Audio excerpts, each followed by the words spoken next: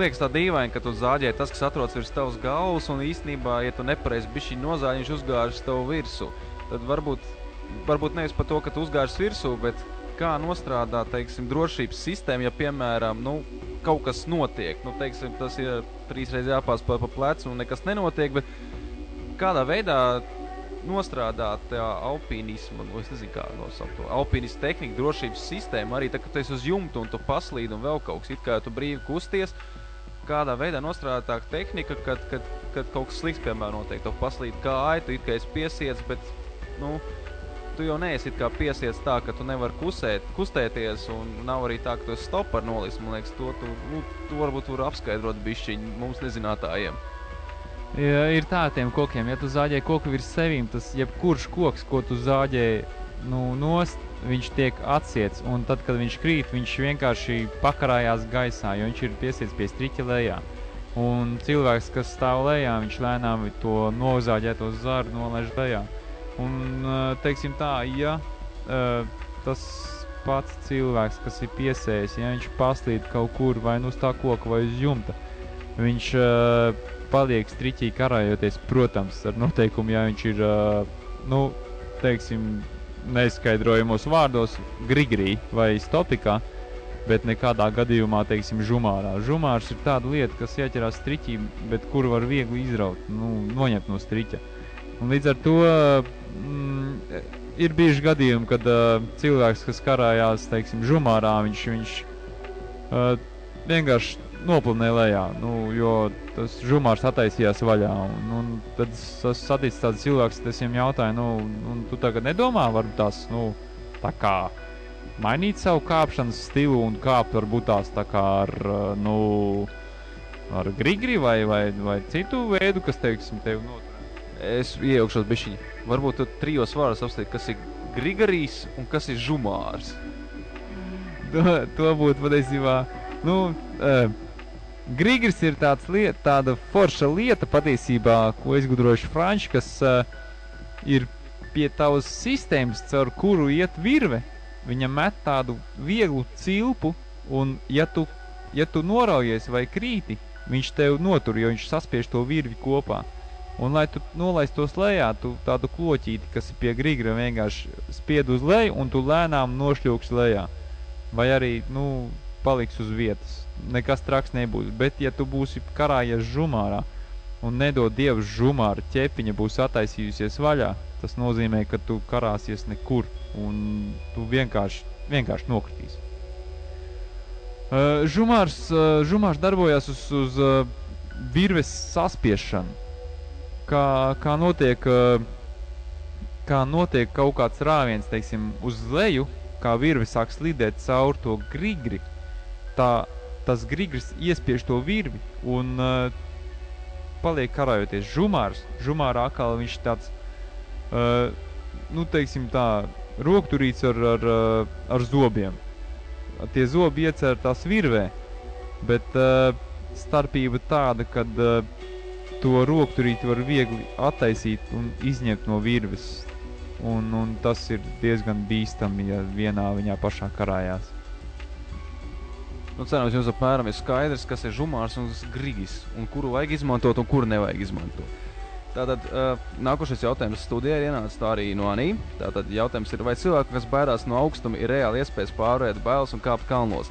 Īstenībā man šis jautājums arī ienāca tieši galvā pirms intervijas, bet man bija momenta atbild, protams, ka nē, ja tev ir baili, tad it kā nevar, bet, nu, varbūt tev ir kāda cita atbilde. Patiesībā cita atbilde nebūs, jo tā ir. Es esmu redzējis cilvēks, kas viņam ir paniskas bailes no augstuma, bet viņš iedomājās, ka viņš tur it kā var stāvēt un strādāt, bet viņš patiesībā, ka uzkāp uz jumta, viņš apsēžās un vairs neko nevar pakustēties, un tad ir 2 varianti. Vai nu viņu sūtīt lejā, ir otrs variants, ka viņš vispār nemaz nevar vairāk pakustēties, tad atliek tikai viņiem iedot pa muti un novilkt lejā. Nav citu variantu. Nu, tas būtu kā uz jumtiem, bet tieši kalnos, teiksim, kur varbūt tā augstuma izjūta ir tik, cik tu redz ainavu, kur varbūt nav tā. Nu, tur, protams, ka ir dažādas asociācijas, bet vai tieši, kad kalnos kāp? Nu, varbūt ne maksimāli uzreiz pašos lielākos uz 3 dienām, bet, nu, nelielos kalnos tieši kāpjot. Varbūt tieši nevis kā varbūt alpīnismu, bet kā vairāk tā kā savs trekings, kas ir tieši iešana kalnos. Nu, iešana kalnos par cik notiek pa takām, nu, protams, ir arī tās izjūtas vietām.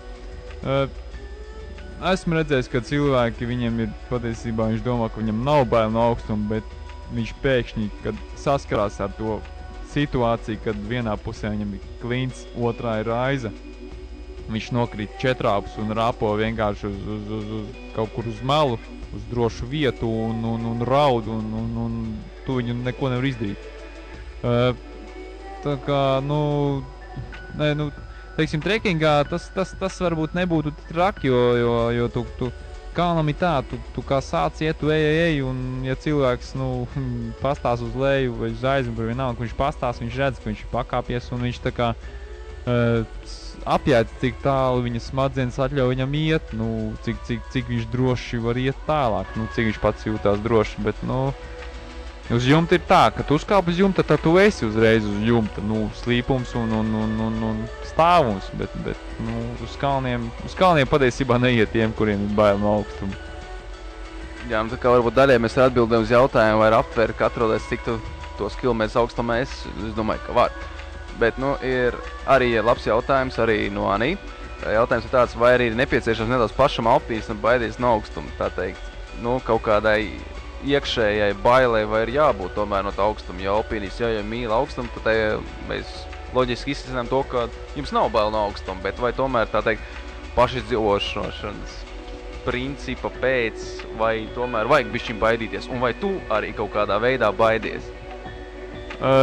Jā, patiesībā es neteikšu, ka es esmu pārāk droši kāpējis, tāpēc es teiksim tā, es baidos, kur es kāpju, bet es kāpju, kā saka, ar galvu, un ir ļoti svarīgi arī baidīties. Ja tev pazudīs baiļu sajūta, tas nozīmē, ka tu esi lemts nāvei, jo savādāk nevar bez bailēm, man liekas, ka nekur.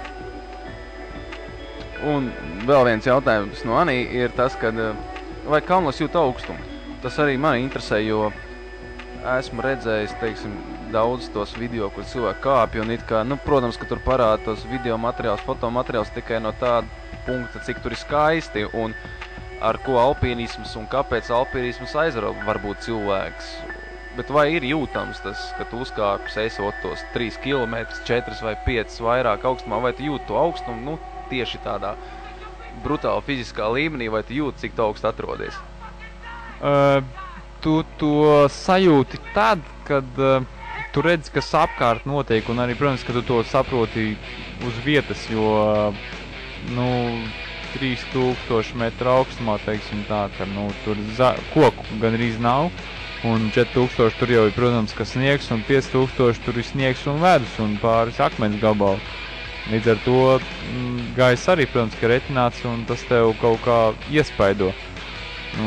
Tev arvien, ja vājāks cilvēks, tajam arvien lielāks domas nomāc to, ka, pietiek kāpt, jāiet lejā, nav ko mocīties.